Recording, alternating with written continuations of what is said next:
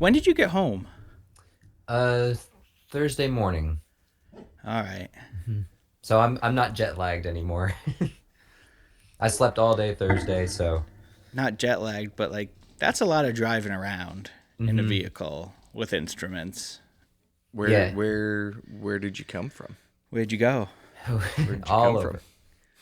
Uh, I did as little Cotton Eye Joeing as I possibly could. No, I we did. It was an East Coast run, so we left Nashville 2 weeks ago, two Thursdays ago. It was like exactly 14 days, almost to the minute.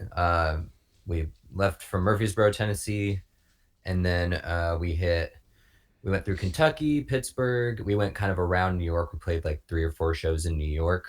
I actually drove by Clifton Park for the first time since I moved from there like over 20 years ago. Oh It's wow. How crazy. was that experience for you? It was like 1:30 in the morning and we had just played and just loaded all our gear out again, and this was halfway into the run, so I was a little out of it, but I was like I wasn't driving at that point. So I was kind of drifting off and I was like, wait a second. I feel like I have this memory in the back of my head of like, I know we played Saratoga Springs, so I know we're near where I grew up. And then I look up and I see the exit for Clifton Park. And I remember my address, my street address from when I was little. So I put it in and we were only like 2 or 3 miles from it. Oh my You're gosh. So then like, I had my it's a eyes out presence I like, haven't felt in many years. yeah. It was definitely fuzzy memories. I was trying, and it was late at night. I was trying to just keep my eyes out for road markers that I could remember. We went over the bridge on, I think it's Interstate 87. It's like exits hmm 8, 7, and 6 going towards like Latham and Troy. And I was like, oh, Yeah. wow, I actually remember this. This is crazy.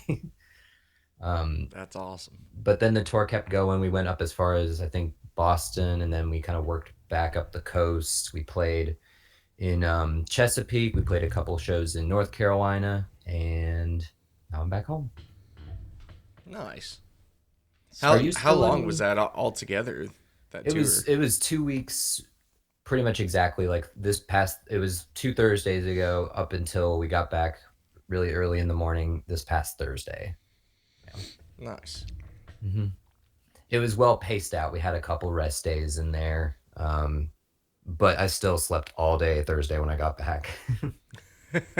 Just a Yeah, full recoup day.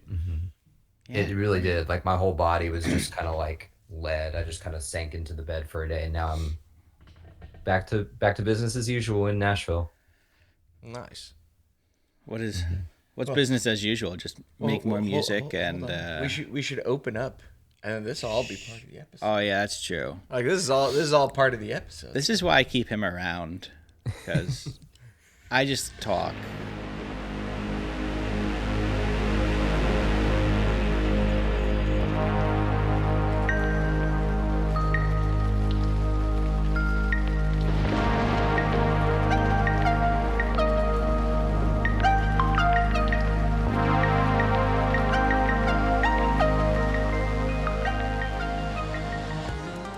Welcome everybody. Please stop. Damn it. Welcome everybody to another episode of the My Life Your Life Together podcast. Zach. We're joined by Jesse Peck, musician extraordinaire. We grew up ish together, but like we were both young when you Yeah, I was moved. eight So years old, like I think, when we left New York. yeah, and then you ended up in one of the Carolinas. Yeah, we moved to South Carolina, and I feel like I kind of grew up split between New York and South Carolina because when you're eight, I spent like 8 years old, like the first 8 years of my life right in New York in the north, and then up until college, I was in South Carolina. Very stark contrast from New York.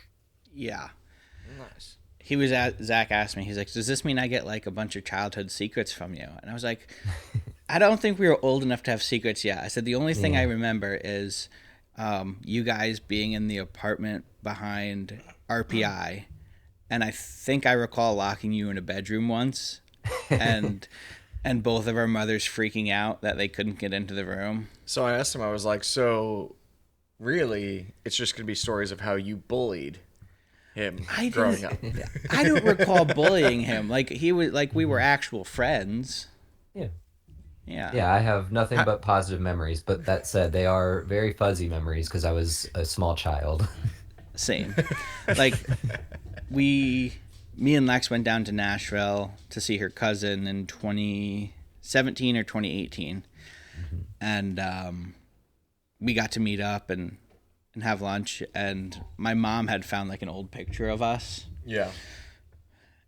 and like neither of us remembered it. Obviously, one of us is in a high chair. I'm assuming it was probably. I'm older Probably than you, me. right? Yeah, I'm a year or two younger than you, so it was probably Okay. me in the high chair. Nerd in a high chair. Yeah. So like same. I have fuzzy memories. A lot of memories from church, but I mean that's just where I spent most of my time. So most of my memories are from that place. Yeah, your parents were really involved in the church. Honestly, I think your parents really made a pretty strong impression on me because I still remember your parents really well. Like a lot of my memories of you are the association of like, oh, that's like Mr. and Mrs. Beck's kid because they would interact with me a lot at the church, probably just because I was very misbehaved. I would run around the church and stuff, and your mom would always be like, "Stop! Like, don't run inside." All of So, that tracks. so you were the like wild troublemaker kid running around and I wouldn't say you were misbehaved though, because from what I remember, like you were well behaved. You just had energy, I and did have a lot of energy. in a building that size with as many straight hallways as that church had, like what is a kid with energy supposed to do if not just book it? Because the shape of it, it was almost like a hexagon shape, the original building, and so the hallways were just these straight hallways, and so Right. like you felt like you were like drifting around the corners if you were because running. it wasn't like super sharp corners, Yeah, it wasn't super sharp. so you could take like your one straightaway corner into your next Yeah. straightaway. But what I'll never understand is, you build a building that size and like they didn't put up those fancy corner mirrors where you could see the reflection of anything. So it was just like, oh, You'd you're book it around a corner and crash right into someone. yeah, it's a church of, I don't know, hundreds of people. You're gonna run into somebody. Especially when you're a reckless child running through the halls. Yes. Not worrying about crashing into someone. You're just Yeah, You're I'm just just trying to like, live life. look what I can do. Just live life. Yeah. So then you moved away, and like my mom and your mom kept in touch, I know, and then next thing I knew, you were like a musician in Nashville. And I eventually, clearly, we reconnected on Facebook, and you started posting videos and sharing things of you playing and doing stuff. And I'm like, I think it was definitely before even I started actually playing music too. And I was like, man, why does that guitar have 7 strings on it? That doesn't make any sense to me.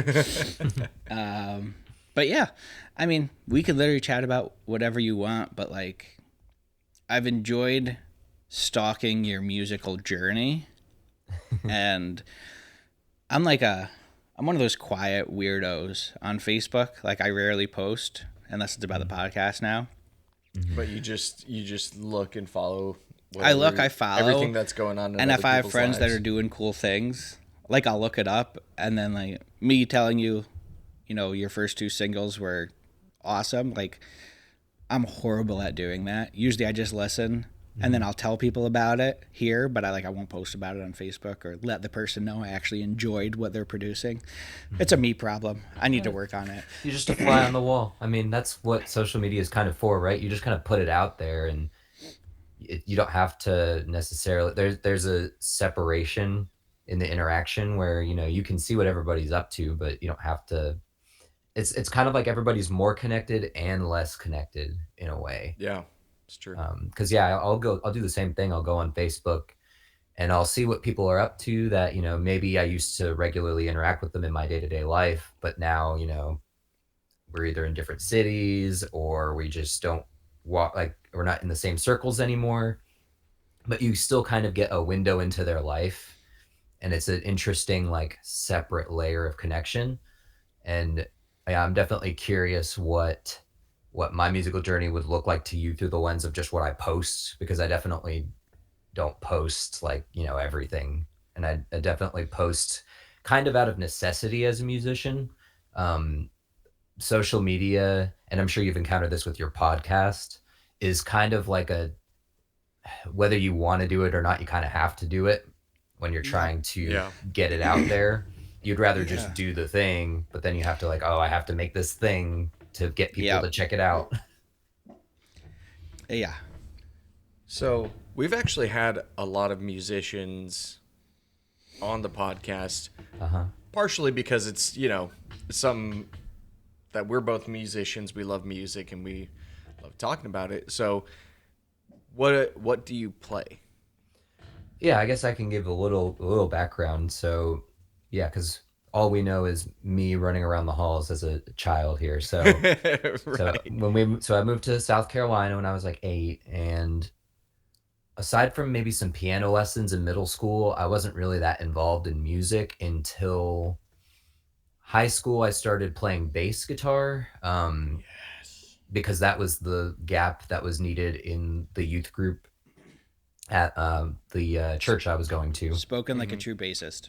Yeah, so it's like, oh, someone needs to play Hello, bass. it's a bass. Yeah, and I enjoyed that. I taught that to myself just enough to be able to play the songs for worship on Wednesday and Sunday nights for um, like the high school youth group in my college. I don't really play bass that much anymore. That was just kind of what got me started getting up on a stage, playing with a band.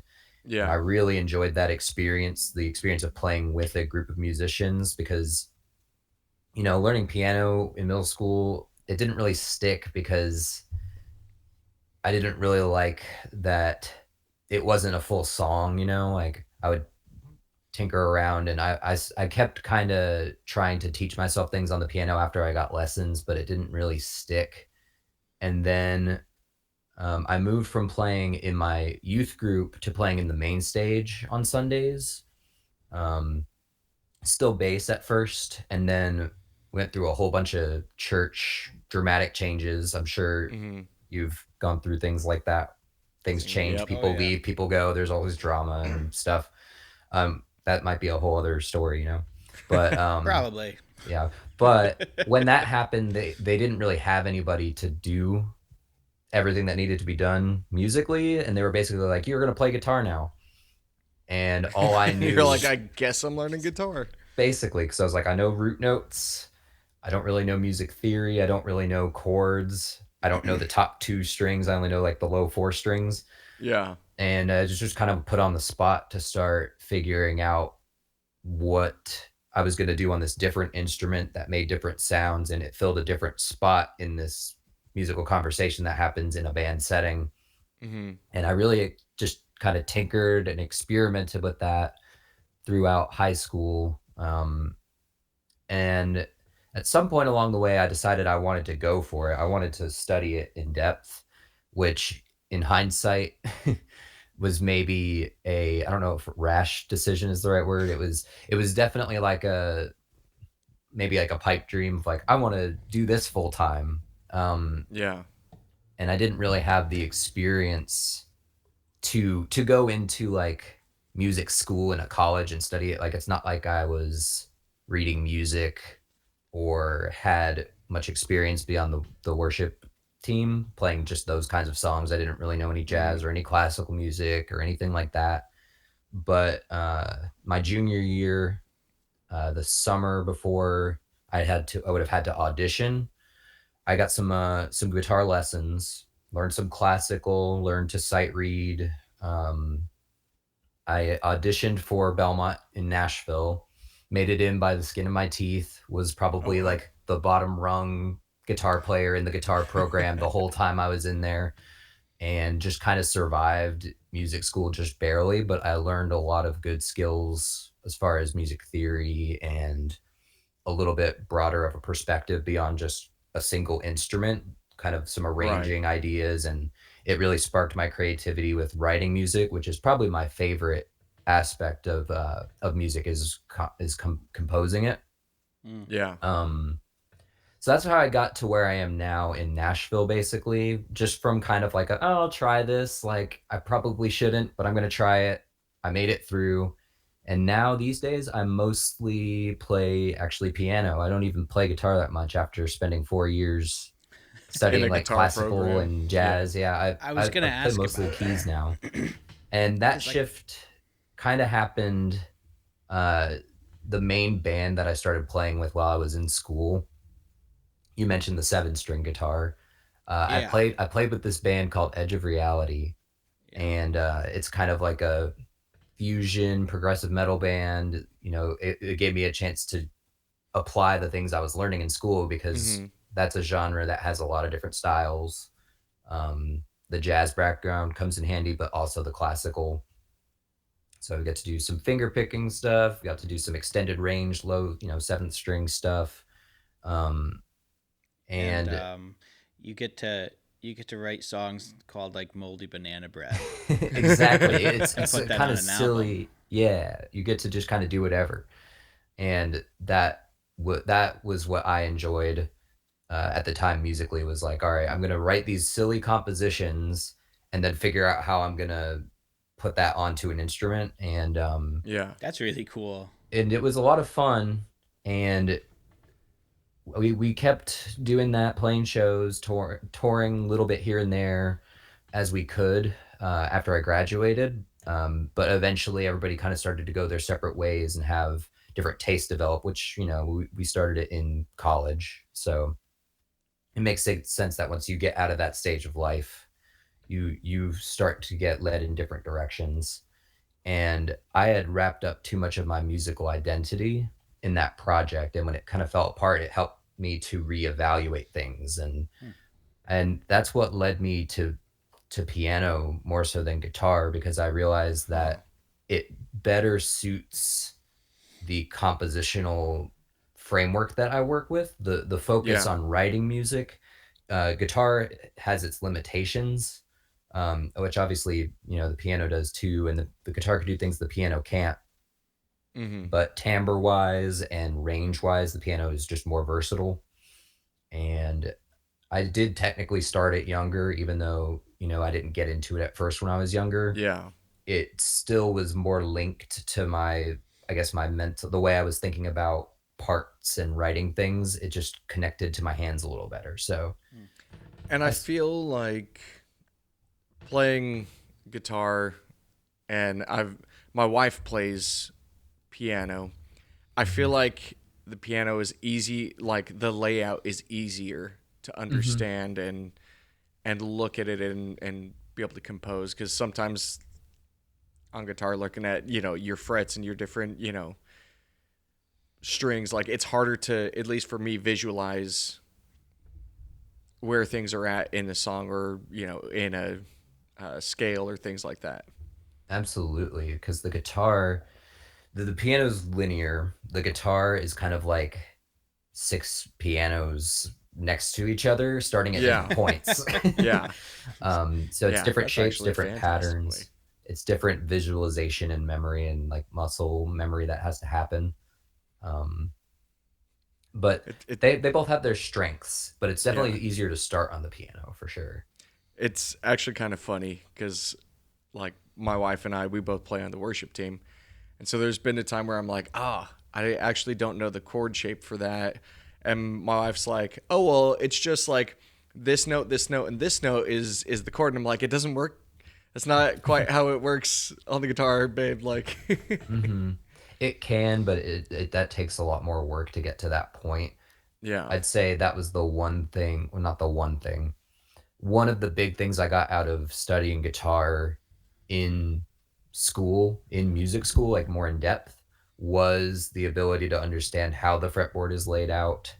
Um, because you can reach that level of, you don't have to always rely on shapes and Hmm. patterns. You can actually just know the fretboard the way you can know the piano. It's just a little bit more convoluted because it's not Yeah. just left to right, it's left to right and up and down. Up and down. Yeah. Yeah.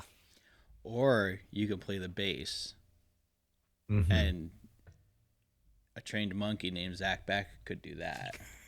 So, He always downplays his musical well, ability. because like, so I what I as a musician I would identify close to like what you were saying about your journey and where you started. Like, I mean, I learned to play bass because I found out that the beginning of For Whom the Bell Tolls was a bass and it wasn't an electric guitar. And I was like, Mm. all right, that's cool. And so I would just memorize and learn these Metallica songs, but have no idea what I was actually doing with my life.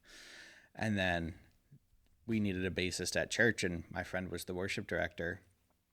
And like, it was like 6 weeks before Easter. He's like, "Do you want to play bass for Easter?" So like my first time playing in front of people was gonna be this Easter service, and so I was like, yeah. I just lied through my teeth. I was like, "Yeah, I know how to play bass." And like I memorized the songs he gave me, and then like 2 weeks before, he was like, "Oh yeah, I gave you one of the songs wrong. It's actually this." And I was like, "Oh my god! It just took me 4 weeks to learn these ones," and it was all fine. But like, there's no way I sounded good. But thankfully, it was church and like the most forgiving church I've ever been to. And I know a lot more now, but like music theory is lost on me.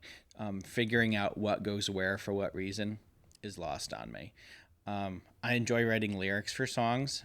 I wouldn't even know where to start composing a song, but it's I don't feel like I need to. Like I don't have that drive in me to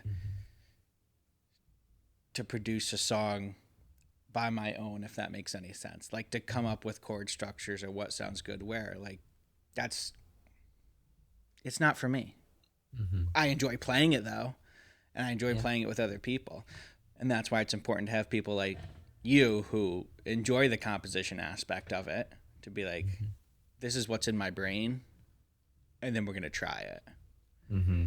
It is a curiosity thing for me. It is like I have this idea, I want to see if I can realize it. And it is something that, music, the reason music is so, I guess, ingrained or so important to us all as humans, as like such a big part of the human experience, is that I think it's you music, you can relate to it on so many levels. Uh you can engage with it as something you just listen to. You can learn to play something to any level you want to dive into it. It will meet you Mm-hmm. there because it's such a fundamentally human thing that exists. It's not like other animals really make music, or like it's not something you really see in nature unless you pick the patterns out yourself and like Hmm. interpret it that way, and like, oh, that thing Yeah. in nature is musical. Like, you could hear like a water dropping and you could say that's a rhythm, but I mean, you made that up. Like, we humans kind of just create and think that way. So, whether you're writing it or playing it or just listening to it, you're engaging in a very human fundamental level thing. So everybody kind of engages with it differently. Yeah.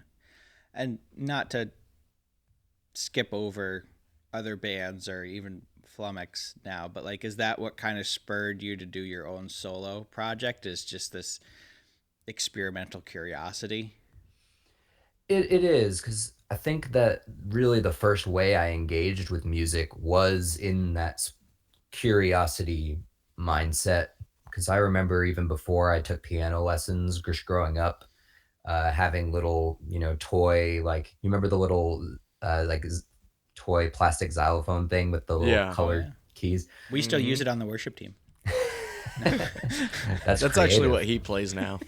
Oh, um, no, I remember like that being a useful tool for me as a little kid, like curious to make sounds. Um, Mm-hmm. to If I had an idea in my head, I remember taking like Twinkle Twinkle Little Star and making it minor, which I didn't know what minor and major were as a little Yeah. kid, but I remember like, ooh, if you change this note, it makes it sound like kind of darker or like sad.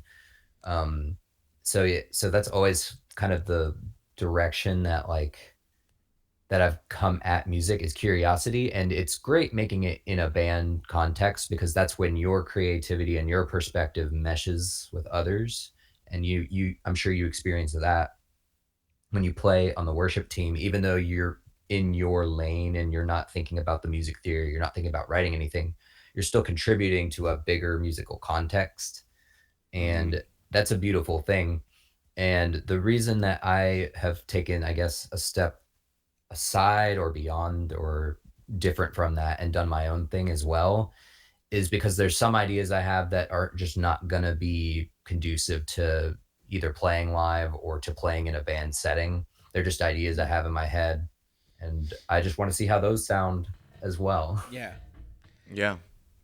So, are you currently doing just solo work, or are you also doing band So the main band that I work? play with right now is called Flummox, and I play keys in that Hmm. band. And I definitely contribute to the writing in that band. That band has been around for a long time.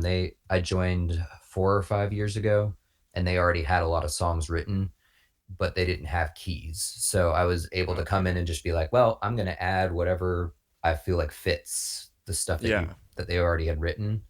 And it's been cool to kind of inject myself into that group Hmm. with their pre-existing songs, but now also get to add to new songs with keys in mind, because it's Yeah. very different to just add. It's almost like painting a house that's already been painted versus like designing the house from the ground up. It's like I added a Right. layer of paint to an old house, but now we're building a new one together.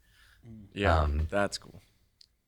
so I get to put my compositional strengths, I guess, to work in that group, in addition Hmm. to then like other ideas that I have. Well, that doesn't quite fit this group. Maybe I can do something on it, do something with it on my own. Nice. So, I'm curious, what kind of genre would you say Flummox is the band? Flummox is the band.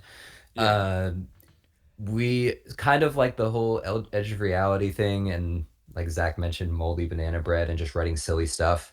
Flummox is Hmm. definitely in a similar vein of kind of like progressive metal, like sometimes getting into like the heavier rock and metal things, sometimes getting into the sillier, jazzier things, and kind of Nice. changing up the genre.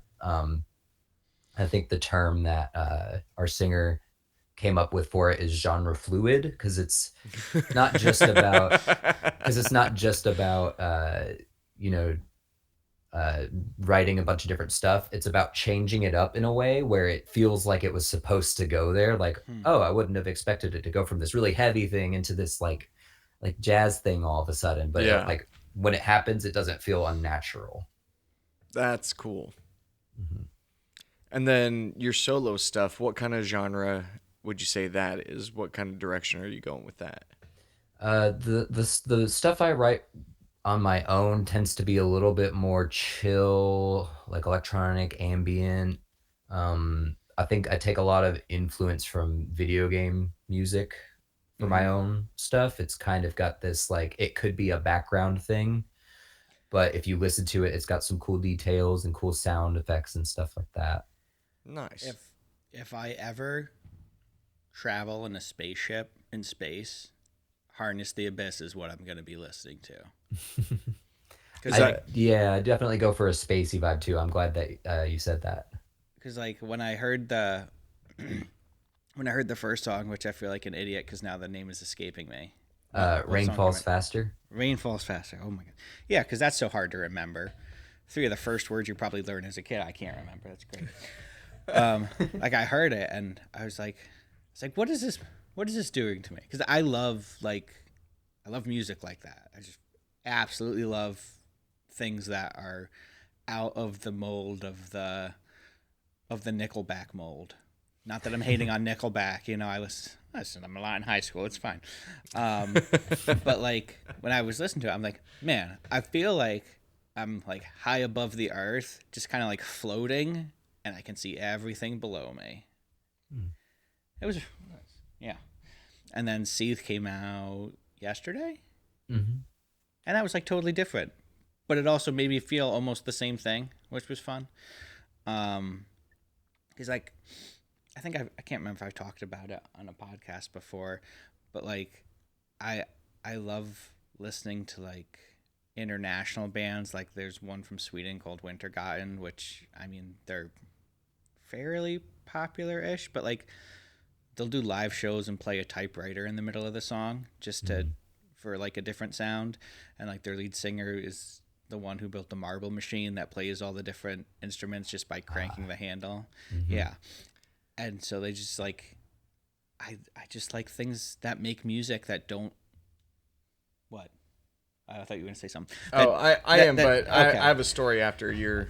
That don't fit into that traditional mold of like when somebody says, what do you want to listen to? Or like, what music do you like? It's like, well, I like Taylor Swift. Like, nobody likes Taylor Swift. Okay, no, I can't say that. Like, no, I like music that makes you, I don't know, think about what music is, if that makes sense. Yeah, that makes sense. Beyond just like the instruments. Yeah. So, funny story. Thank you. You're welcome. So my drum teacher, when I was younger, he at one point played in an experimental progressive jazz band. Like they just did all sorts of weird stuff. But I remember one day, like, because I had learning music, I had a hard time with creativity because I would be like, this is what I'm supposed to play. This is like, these are, the rhythms. This is the times, and trying to break out and build creativity. He had me like do all sorts of weird stuff. And one of the examples, he was like, one time we were playing, and just to experiment with sound, I took my cymbals and I set them up, and I used my snare drum as a bowling ball and rolled it into my cymbals to crash them and see what sounds I could make. And I was like, I would never do that with any of my musical instruments, but that's wildly creative. Like, who would think, like, what sound does this make if I take my drum and roll it into my cymbals? At the expense or risk of damaging the gear, but Yeah, just because right. you need to hear what it sounds like. Yeah. It's like, I think it's Les Claypool who plays a Wamola.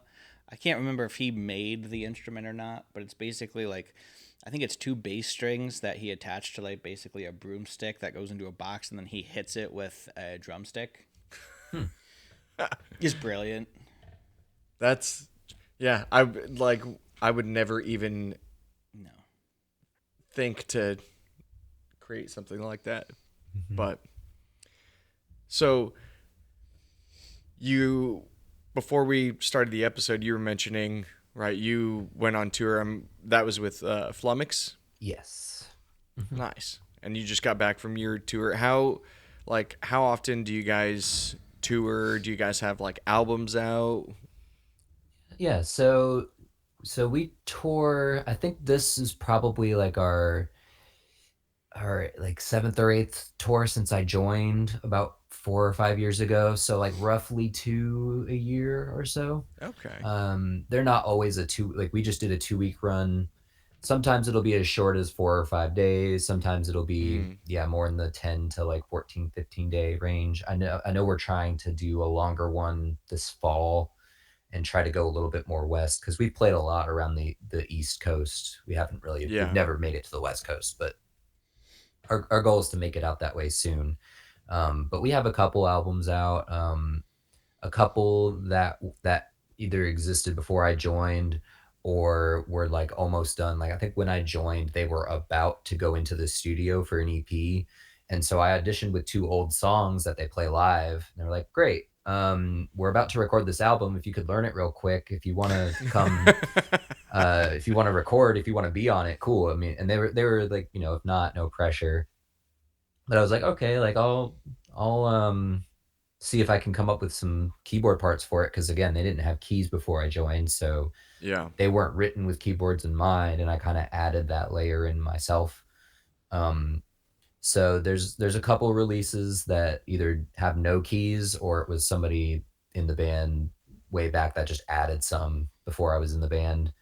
But we've got 3 full-length albums, or I guess 2 full-lengths and an EP out right now. And we just finished recording one that has our current lineup actually all contributing to it, because a lot of the old stuff has past members involved in the writing process. So Yeah. this is the first one we got to all get in a room together, the active touring lineup, and like, okay, what's our new thing going to be if we actually get down and like write it all together. So that'll Yeah. hopefully be coming out in the next year or so. That's exciting. Nice. Yeah, we're looking forward to sharing it because it's very different from the music that we're playing that was recorded with older lineups. Nice. Yeah. So I'm really curious, right? You said that you've really gotten into and enjoy composition. How is that in a group setting, like with a band? How is that more challenging, more frustrating? Is it easier? How is that with other people? That's a great question.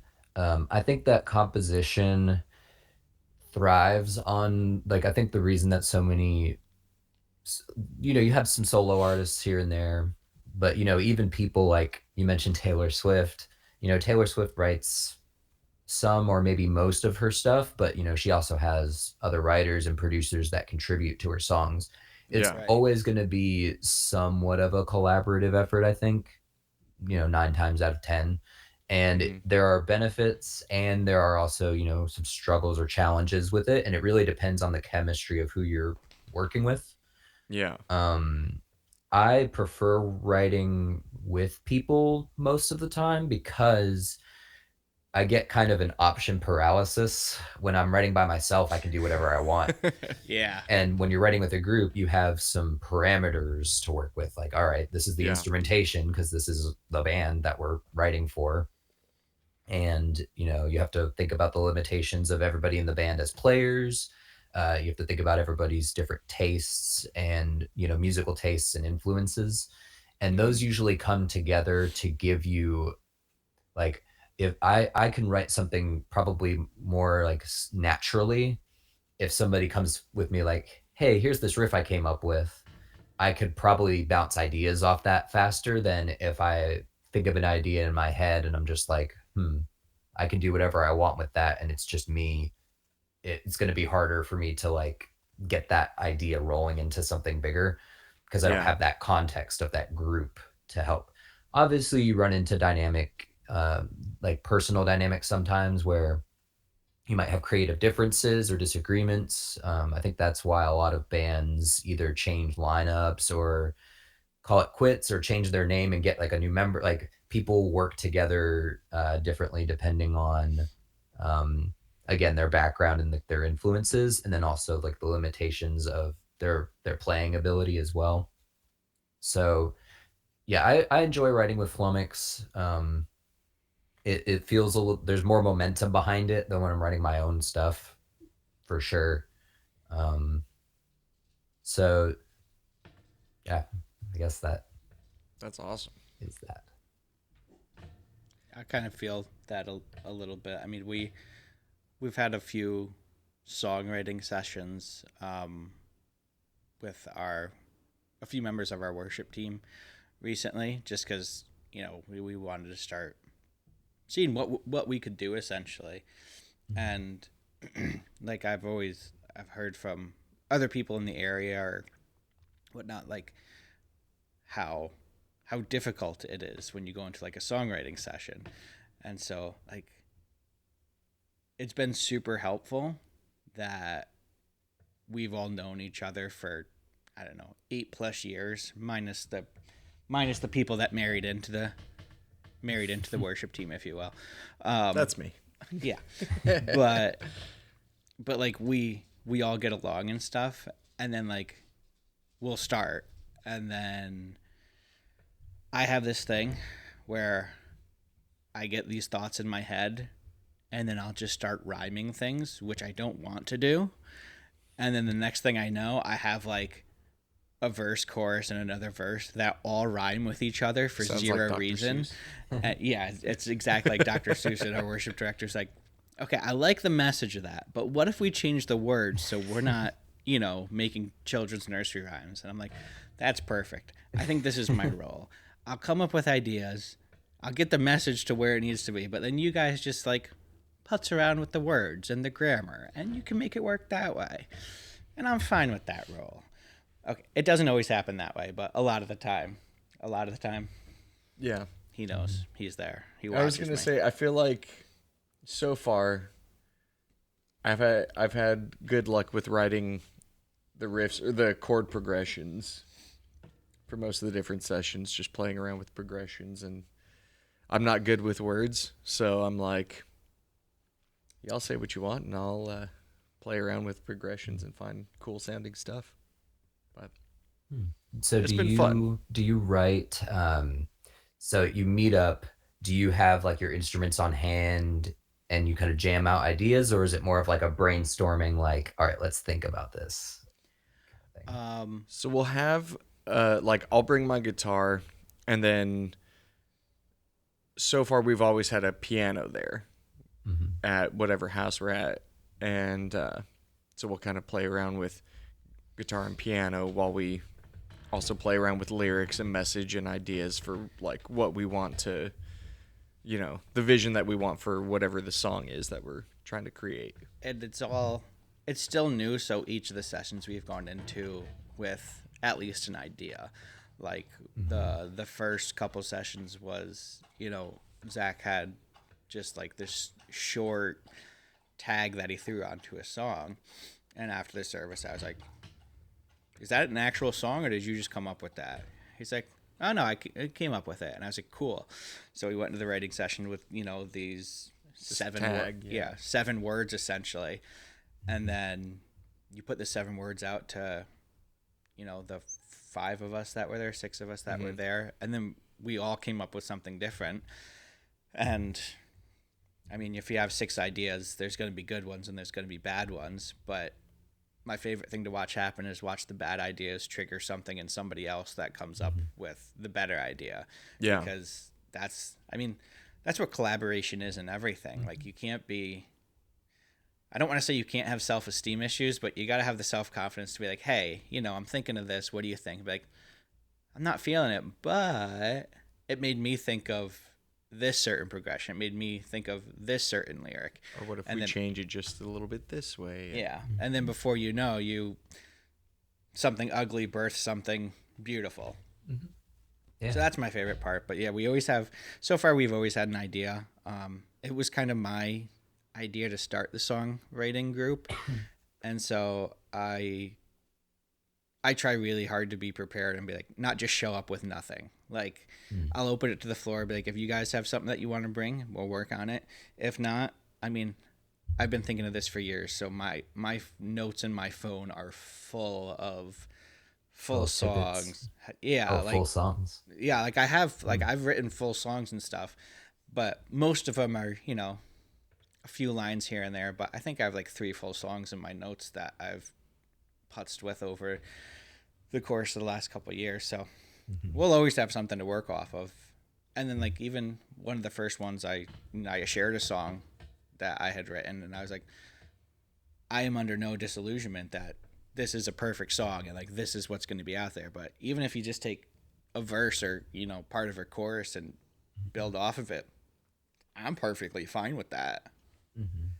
Yeah, that's definitely the spirit of collaboration.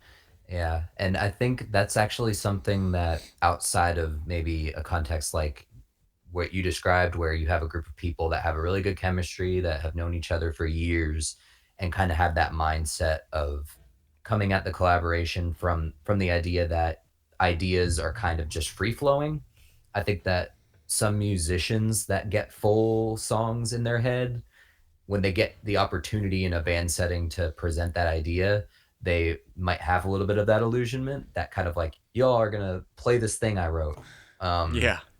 And depending on the band, sometimes that works. Sometimes it doesn't. Sometimes you get clashing when that happens, but sometimes the band is kind of happy to just like, oh, that's cool, I'll learn it. And they don't want to think about contributing ideas. They just want to play what they're given to play. So there's a lot of different ways that dynamic can go, but it's cool that y'all have a open, collaborative mindset about things so that you can take full ideas and you can kind of run them through your group's filter in a way, and like let everybody kind of just chisel at it or like add and take from it. That's something that not all bands have. Yeah. It's been fun. I've heard that a lot. Yeah, it has been fun. And like next week we'll have another one, and yeah, super looking forward to it. as you were talking, I thought of a question, which might not even be an easy to answer question, but like, what if you look back at all your ideas you've presented, or even that you thought about making a song out of, like, what in the moment did you think was amazing, and now you look back and you're like, I'm real glad that never saw the light of day. Is there something that sticks out to you? That is an interesting question.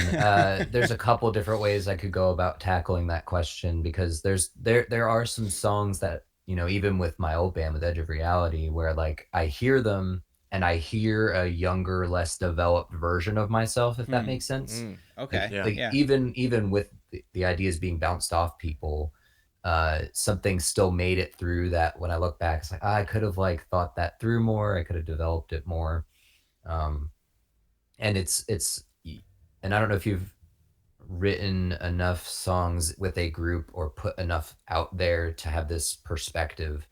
When I hear stuff that I put out several years ago and I've got some time and distance between it, and then I hear it with kind of fresh ears, I kind of it's that exact feeling, that what you said of like, oh, I wish that like this hadn't seen the light of day. You get this sense of like, why did I do it that way? You have a different analytical like lens for it. And I can hear writing habits in my old stuff with that band that I'm like, oh, I did that in every song. Like it was a lazy, like a habit, like a like a writing technique that didn't really serve the song. It just was kind of the thing I knew to do. And so now I have that in my mind going forward when I'm writing new stuff. I'm like, well, I don't want to do this idea, whether it's like a fade out or like a specific chord progression or a specific like tempo change or time signature change. Like, oh, I've done that a bunch of times. I've relied on that as like a crutch. So I don't want to do that going forward. That's kind of, I guess, how you sharpen your writing tools or skills. You kind of force yourself to change how you do things. For some reason, you talking about that like habit, whatever, just made me think of the like 90s worship song key change. How every worship song from like the 80s and 90s always had that big key change to like spice They would do up the last song. chorus like up a half step or a whole step. Yeah. Right. It's super brilliant. No. Gosh, I had something that was at the tip of my tongue as you were talking. And I ruined it. No, you didn't ruin it. I'm just dumb. It was good too. I don't know if it was good. I can't remember. Oh wait, I remember. Go for it. Oh, it was good. Because I have a friend who started putting music out when he was like, gosh, he must have been 16 or so. And last year he had put out a full album. He's going to school for music and everything, released the album. And when I was getting ready to do a podcast with him, I was like, all right, I'm going to go back and listen to all of his old stuff too. And I have it downloaded on my phone, but I noticed it wasn't on Apple Music or Spotify anymore. And so when I was talking to him, he's like, oh yeah, I took it down. I looked back at it. It was like it's totally different. And he's like, I don't really regret anything about it, because if I never started somewhere, I wouldn't be where I am right now. And I'm like, that's a fantastic point. He's like, but when, people search my music, even like down to the production level of what those two songs were, he's like, it's just not who I am. And if somebody clicks on that and listens to it and they don't actually listen to the stuff I'm doing now, I'd be really upset. I'm like, all right. He's like, I still have the files. I have the originals. I'm probably going to re-record them now that I know what I'm doing a little bit better. But it's a great point that like so many people talk about doing it, and then you just got to get started. And then, you're going to have that hindsight realization. And it might not even be, bad songs, or like, even when I listen back to like the first podcasts I ever did, I'm like, wow, I've actually come a long way. Or now that, pardon me, we've come a long way in even 9 months or so. It's like anything. The more you do it, the better you get. And it doesn't mean you sucked back then. It just means you're better at it now. Yeah. That's it's a good almost perspective.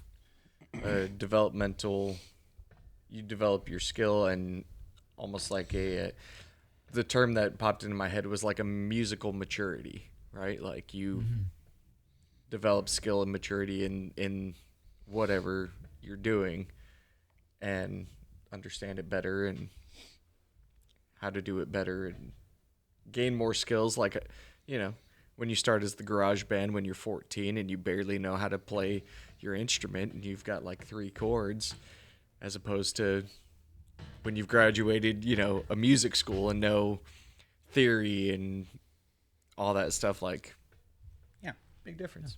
Mm-hmm. I don't know who to attribute this quote to, but I've heard it said that creativity is the enemy of, or sorry, perfectionism is the enemy of creativity. That was me. I said that. Brilliant, Thank you. brilliant Yep. philosophy. Yes. But that's it speaks exactly to what you're saying, is that yeah, you have to start somewhere, and if you don't make something because it's not good enough, or you feel like it's like, oh, it's not, you're doubting whether it's like you're trying, you spend too much time trying to make it perfect, and you don't just put it out there, you'll never will put anything out there. You Yeah. kind of Yeah. have to just start somewhere and accept that it's not going to be perfect, and then you hear things. Once you put some time and distance between it, you listen back and you can pick up, okay, well, these are things I can improve on the next time, and then you make another thing, and it's kind of like you're chiseling more detail into something, into like, if your career is a big Marvel block, if you're afraid to put a chink in it, it's just going to be a block. You have Yeah. to chisel at it and take That's good. chances and put stuff out, and eventually you'll have something with depth and character to it. Yeah. Less less eloquently, but along the same lines of your quote. Um, we were at Bethel Music Worship School last summer, and I took like some of the songwriting breakaways, and one of the things about co-writing, I think, I don't know if it was the name of the, it definitely was the name of the course, but one of the points um, somebody kept hammering home was, don't be afraid to suck. And I was like, that's easier for me to remember than the quote you said that I said. No. But yeah, that's just always in my head. Is like, don't be afraid to suck, because like the more I thought about things, like I've said this plenty of times, is failure isn't trying something and having it go horribly wrong. Failure is just not doing it because you're afraid of what people are gonna think. Mm-hmm. So I don't mind if I suck. That's why I surround myself with people who can take my failures and turn something out of it. Mm-hmm. Yeah. And then it still makes me look great. It's wonderful. Go make me look good. Yeah. So what's next for Harness the Abyss? There's a full album, right? And that's your Yes. solo project. Yes. That's, right? yes, I don't know that I guess, yeah, I should, yeah. So like Harness the Abyss is the name I came up with for my solo project, because I feel like it fit kind of that spacey vibe, like you said, of like kind of floating, and yeah, full album is coming out next week. So I just did 2 Oh, next week singles, and already. yeah, next week I'm just gonna put the whole thing out, and I'm already working on some other new songs. Um, and I don't know exactly what is next, in the sense of like, I don't know if I'm gonna do another album. I don't know if I'm gonna do maybe just like some more singles, just like, okay, like here's this album. It's stuff that I've kind of workshopped over the years and finally felt bold enough to like, here's my own work out into the world. And if I should just kind of keep doing that in like smaller doses, and like, because that album, a lot of the music on that album I've kind of been sitting on for a long time, or I've reworked it a bunch. And so I'm thinking, well, once that's out there, I need to just start putting out, well, here's where I am now. Here's, songs I'm in Okay. that are in progress, so I might just start dropping, individual songs. I've been thinking about maybe trying to do some collaborations with other friends that, I wouldn't normally get to make music with, whether they're in other bands or acquaintances from music school, just reaching out and like, hey, let's just like do a song together, just so I can have some different perspectives and different musical minds to create something with. Um, so that's some ideas of what I might do. Um, I still have plenty of my least favorite part of the process the kind of self promotion part of it. I still have to make content and stuff for the album so that, you know, people actually listen to it, because you Like have to the kind of be, marketing aspect. yeah, you have to kind of be I hate your own that. biggest fan and be a megaphone and put yourself out there, or nobody's gonna like latch No one's onto gonna it. find So you. Yeah. I'll be your so megaphone. uh, I got you. thanks. That's awesome. So yeah, so step 1, megaphone. Step 2, new songs. Step 3, collaborations. That's kind of my solo music journey. And step 4, stardom. Maybe, probably not, but that's Oh, fine. No. Listen, I've worked on this thought process a lot in therapy lately. If there's a chance that it all goes horribly wrong, there's a chance it goes horribly right. So there we go. Yeah, well, stardom may not necessarily be horribly right. But, you know, I think stardom, I mean, you think about how many musicians there are in Yeah. the world and how many of them become household names, and the perception, at least outwardly, of what their lives are like. I feel like it's fairly apparent that there's a lot that comes with that level of like publicness to your life. Yeah. Yeah. And But there's plenty of people who are doing the music thing and they have success, and success doesn't have to be fame. Doesn't That's what have I to was be just going to packing say. Like, stadiums. I look at, I think they're from Saratoga, Clifton Park, but Coheed and Cambria. Who Oh, are they from that area? Yeah. I didn't Oh, know they're that. from up here? Yeah. So they're my friend, she works out with their drummer. And That's so cool. like she sent me like pictures of them before, and I'm like, how come he's never at the spin classes when I go there? I'm like, she's like, he doesn't do spin classes, you weirdo, he lifts tires over his head because he's jacked. And I was like, oh, okay. But yeah, like, I mean, there's, you know, people in Germany probably aren't gonna know who they are, or at least not to my knowledge. They were on Guitar Hero, so that's something. I was cool. going to say, Coheed and Cambria is actually fairly... Yeah, They but probably like, got somewhat of a global audience. Yeah. yeah, that's true.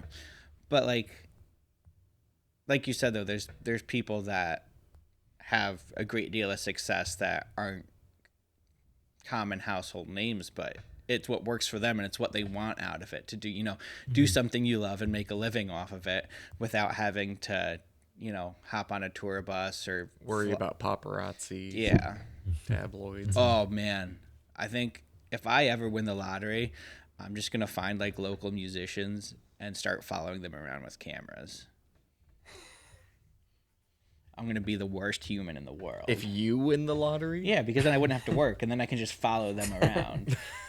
Like pop out of the bushes, stick the camera through their apartment window, and be like, Don't paparazzi do that for a living though? Like, don't they yeah, I know, but somehow they're pay their bills doing it? I don't know if they sell those pictures to like tabloids or... The ones you see at the cash registers. Listen, this was a thought that popped into my head, and it immediately just came out of my mouth. I don't want to be crucified for sharing my thoughts. And now I'm just going to take that whole part out, and you guys are going to look like idiots making fun of me. Yeah, you gotta be careful. Power of editing. Yes, we have to treat the editor well. Yeah, don't piss off people that handle your food, and don't piss off the editor. And we're just going to cut into that. It's going to skip the whole thought, and we're just going to cut into don't piss off the editor. I think that's going to be a great social media like promo for this. It's just going to be like that 5 seconds. Don't piss off the editor. Yep. What a great idea. That reminds me of if y'all are familiar with Bo Burnham. Oh, yeah. Yep. One of his specials, he says something about, he's like, I've got to tell you my bit about editors. And then it like just cuts to like completely something else. Oh, yeah. He's so fun. I love like musicians, or I'm going to say comedians who are musicians or vice versa. Like Bo Burnham. I love Stephen Lynch. Tim Like, Hawkins. yeah, it's fascinating to me because you don't have to be Flight of good the at one Conchords. thing You have to be good at two things, and you have to make them both work together. And if either one or the other is off, it doesn't work. It doesn't work. That's stressful. Yeah, I couldn't imagine doing that. Like, yeah, the musician side of things already takes up enough of my mental capacity. I couldn't imagine having to focus on in like a live setting, like, all right, I'm gonna play all this stuff, and then also like I have to be funny as well. Yeah. That's a lot of pressure. What if you just did the music and then I did the funniness? That's a little more doable. That's a collaboration I can get behind. Mm-hmm. You let me know when we're gonna make this happen. My agent will call your agent. He's my agent. That's not true. My agent's my wife. I was going to say, what about the Lexecutive producer? Like I schedule things and forget to tell her about it. And then she's like, what are we doing Saturday? I'm like, oh, I have 2 podcasts to record. We can go look for a baby glider after. Sorry. It's fine. She's fine. It's all fine. Thanks for talking with us. Absolutely. Yeah. This has been great. It has been fun. So, if people want to follow you, if they want to follow Flummox, if they want to follow Harness the Abyss, where can people find links and all that stuff to your music? Probably the best, honestly, just like my personal Instagram. It's just my first name _ last name, just Jesse Peck. Because I've got Flummox's Instagram linked there, and I've got bio links to my own music there. It's probably the easiest.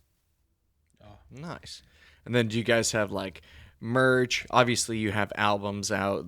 Can they find those like iTunes, all that, Spotify? Yeah, Flummox and recently Harness the Abyss are both on Spotify. They're on all the streaming services, YouTube, Bandcamp. Flummox has like a label, which I think that website has like our merch on it and stuff. We sell most of our merch just at our shows, but I mean, if you wanted physical media, I think that can be got through the label or through Flummox's Bandcamp. But all those links should be just on Flummox's social media pages. Nice. Yeah. That's easy for me to add to the description. I just have to put your Instagram, and then people can start clicking links. Yeah. We'll put it like somewhere down here or Down something. here, not up here. Not up here in there. the corner, wherever. I'm gonna put it across Jesse's forehead. Just The whole time, just across my eyes. a big banner. Don't tempt me. Oh my God, that'll be the funniest. No, I would never. Yes, I would. Who am I kidding? But no, after this last week, so our friend's band, we did a podcast with them a couple weeks ago, and I edited it and I released it on Wednesday. And my friend John texted me. He's like, did you know that Feel is playing in the middle of the episode, so you can't hear any of the audio other than the song for like 3.5 minutes? And I was like, because I just forgot to delete a track. And by then I had already moved the files to my completed folder. Oh, And no. DaVinci, for whatever reason, won't let me just follow the steps and move the files back. And so I had to do a disk search. And so I did the disk search, which went through like 80,000 folders. Finally found it. I deleted the track. Didn't listen to it because I'm like, that was the only problem. DaVinci found one of his audio files from an episode we did in November and put it in the episode rather than the audio from The the actual episode with the band. And so you get like a minute into it and you hear him talking about nothing that has to do with it. And he's talking and I'm like, so I'm driving on I-90 with the app on my phone that I used to distribute. And I'm like, just driving. I'm like, unpublish. So I had to force close the app and still driving. I'm like, unpublish. And finally unpublished. And like, I just have to re-edit everything. And I don't know why I told that story, but that's not going to happen with this. This is going to be fine. Otherwise, I'm going to cry and retire. The better you get at editing, the more you will relish in and potentially abuse those powers. Oh, Yes. man. So the editor pissed himself off and... The editor was in a bad mood Wednesday, Thursday, and Friday. I'll tell you that much. Oh. It just, whatever. But hey, you live and you learn.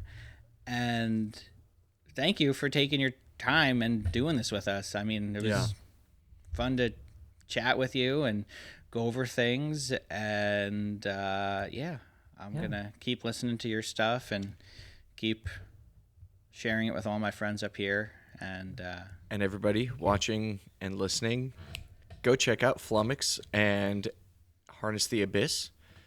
Go to Jesse's Instagram and find all the links there. Buy some merch, buy their albums, support them. Yes. Don't be dumb. Support people that do good things. Yeah. All right. Thanks for having me on. Yeah, no problem, man. And all our viewers and listeners. Oh, yeah, support us too. We're if you like us, you like what we do, share the podcast with your friends. Go buy our merch. I'm actually surprised at how many hats I've seen. People are actually buying our hats. Quite a few. Nice. You know, these sweatshirts are super comfy. They are. They're awesome. Fat guy approved, which means you can't sweat through them. Tested by yours truly. So we got I like the logo. Yeah. And we got new shirts in all sorts of different colors and stuff. Long sleeves, short sleeves, hoodies, sweatshirts, hats. Wow. Go buy some cool stuff. Yeah. So thank you everyone for tuning in, for listening to us, to watching us, coming to check out Jesse and what he's doing with music. And yeah, we'll see you guys next time. And theme. Cut.